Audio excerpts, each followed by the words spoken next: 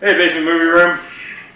So we are back with number 2 in the Butler trilogy.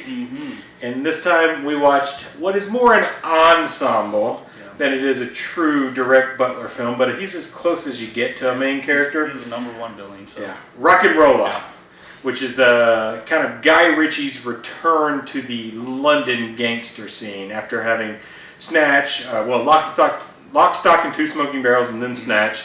And then he kind of got away from it. None of his movies were as good. Sherlock Holmes, that's pretty good. I like those. Yeah.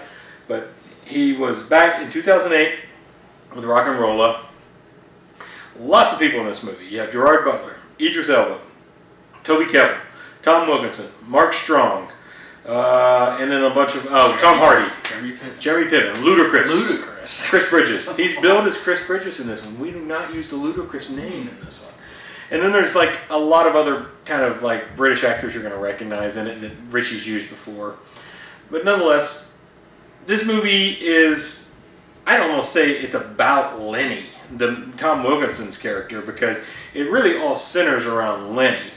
But Gerard Butler's the character we kind of see most of the view from, although it bounces around between Gerard and Mark Strong's character Archie, who works for Lenny. But basically, at the first of the movie, 1-2, which is Gerard Butler's character, and Mumbles, which is Idris Elba's character, are looking to get into the real estate business in London, because you get a whole intro of how the real estate business is. This crappy building was $1 million 5 years ago, and today it's $5 million. So him and Idris Elba are working together to try to get this real estate in place. They're working with a lawyer and a city councilman, or a council. They call him counselor, but he's not an attorney. I think he's like a city guy. He works for the city. And so essentially they are working with them to try to get this building to develop it into something, to make money, to go legit, because they're basically criminals. I mean, they're kind of hoods. They're low-level thugs that work in the underground of London for Lenny a lot, apparently, I think, is what we're getting. They're trying to work their way up the ladder. So they're told they need a certain amount of money. I can't remember I don't even remember if they even said how much money they need. And so they decide seven large. Yeah, it's a lot. Well, I think it's $2 million. $2 million. $2 million on large. this. It was too large. On this, and then whatever. It doesn't really matter. Yeah. It doesn't really matter. Later. Well, it turns out they don't know this, but Lenny screws them on this, and basically he uses his connections to basically say, oh, you still owe me this money, but now the building's mine, so he can develop instead, and everything they have falls through, so they're not able to do it. So that kind of sets off a whole thing with them trying to get the money to pay Lenny. There's a Russian billionaire that Lenny's working with that he's trying to build a stadium, and Lenny's got the real estate connections. He's a gangster, but he's got a lot of connections to get this done. The counselor being the main one. The counselor is but he has a lot of pull with getting permits, I think, is kind of what it is. They don't call it permits, but it's basically what it is. The ability to build whatever they're going to build.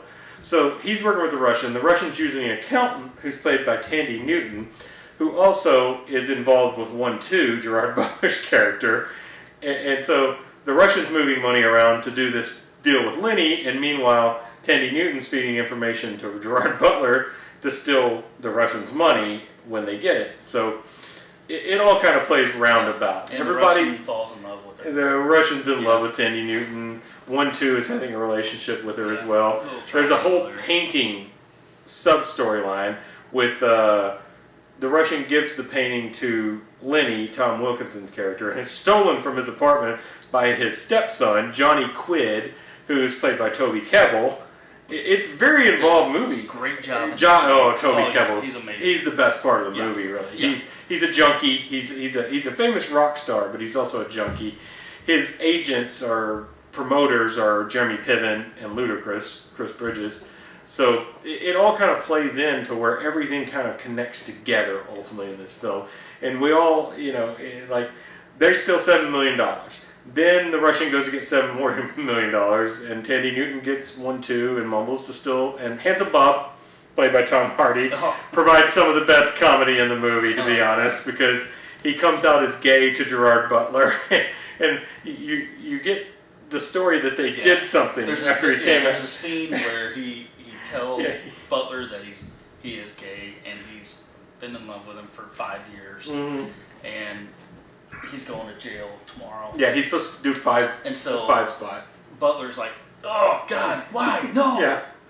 But then he kind of feels sorry for him. It's like, just this one time. Yeah. What do you want to do with What me? do you want to do? What would you want to do with me? You don't find out what that is for a It's while, great, so you assume that it was something, Yeah. And even Idris Elba. Yeah. It's like, you touched it, didn't you? Yeah, that was great. Yeah. And Idris Elba apparently knew Handsome Bob was gay for a long time. Was Yeah. the funny part of it. So Great comedy. So I'm not even going to spoil this part for you because you need to watch the movie to get this comedy because it comes back in the credits too. It's just Richie it's type. so funny. It's so funny. We were cracking up. Mm-hmm. So nonetheless, it all comes full circle where and I don't even think I'm going to spoil the ending because it's too good of an ending to spoil. But everything kind of ends up connecting with Lenny and Archie, his second-hand man, Mark Strong, and 1-2 Mumbles and Handsome Bob, and Jeremy Piven, Ludacris, and Johnny Quid, Toby Kebbell, all ending up in the same place at the end for a pretty fantastic kind of ending scene that kind of just wraps everything up into a nice bow, kind of ends all the plot threads. But yeah, the movie moves at a good pace. Yeah. It's fun. It's really, really like interesting. It keeps your interest really well. Elements of Snatch were thrown in. Oh yeah. I mean, the comedy, it's the London especially Underground. the comedy. Yeah. That's Guy Ritchie's thing. Yeah. He absolutely does the comedy, and it ends up. It's fantastic. Honestly, it all comes together very well. I had already seen this once, and it'd been a while. I grabbed. My first. He said he'd never seen it, so I was like, I'm going to get the Blu-ray. We're watching this right now for our second Gerard Butler movie. Great movie. Yeah, we both enjoyed it. So, score, not really a score. It's not a score. It's a soundtrack. It's a soundtrack, which is Richie's thing. He always used soundtrack. Kind of like good use of songs in this. Yeah, there's certain directors that use soundtracks over scores. I know, like Richie's always good. I have the Lock, Stock, and Two Smoking Barrels soundtrack on CD. I'm that old, and that's a great soundtrack. This one is really good as well. It's got a lot of '70s soul music in it, like a lot of that, and and then there's some there's Clash in there as well. You got a lot of good stuff. Lots and lots of good stuff. Gemma Arterton makes an appearance in this movie. Yeah. We were like, who is that? Early I can't role. figure it out. Well, not early role, just kind of. It's one of her first. It's Yeah, one of her I guess first. She was only in got this two. and Quantum of Solace in the same year. Yeah. So she was a Bond girl in the same year she did But this. she just disappeared. Yeah. After Clash. Those Titan movies. Yeah, I think Yeah. she's been in a few more since then, but Yeah. she doesn't do much anymore. She may have retired, like you said. But yeah, so Gemma Arterton plays like Jeremy Piven's secretary, Jeremy Piven and Chris Bridges' secretary in it. But yeah, the way it wraps, the way the soundtrack kind of works in the movie is just standard Guy Ritchie. It works well. Yeah. Whoever Richie had as his casting Yeah, guy. yeah, casting. Did a great Yeah, job. casting's great. I can't really speak for his newer movie. Yeah, he's had some real bad This type ones. of genre is like we were talking. Yeah, this is where he is does his- his best work. yeah. This is what he This knows. is his niche. I'm always okay with him going back to this. I want him to go back to this. So good. Yeah, it's very good. He's the European version of Scorsese. He could do, with the gangster films Yeah. at least. Scorsese did a lot outside of gangster films that has been fantastic. Richie, not so much. But the gangster films, he does the London gangster films very well. They got that same type of Now we just feel with their movies. we need Richie to do like Scorsese did and go do a like old timey gangster film like Gangs of New York. That's what we need. Go back to the London Bowery and all that. So it's a good movie, terrific movie. Yeah. I really liked it. Definitely For the recommend second it. time. Yeah, he likes it as Yeah. well. So soundtrack's great, casting is great, Richie's directing is great, the shots are great, everything's good. Yeah. Rating. Humor's great. Oh, humor, yeah, for sure. Yeah. Rating. Out of 5, I gotta give this a 4.2. Yeah, I'm gonna go with the unheralded 4.5 stars on this one for me. I'm way up there on this one. It's one of my favorites of the last probably. I don't know if I 15 can rate years. it higher than Snatch, just because Snatch would be a 4.5 for me too. Snatch is I love Snatch. The movie. You like Snatch, do you? I love Snatch the movie. And the Periwinkle Blue. Yay. Yes. Yeah. So yeah, great movie. Check it out definitely, and Yeah. we'll see you next time. Cheers. People ask the question, what's a rock and roller? And I tell them, we all like a bit of the good life. Some the money or the fame, but a real rock and roller wants a lot.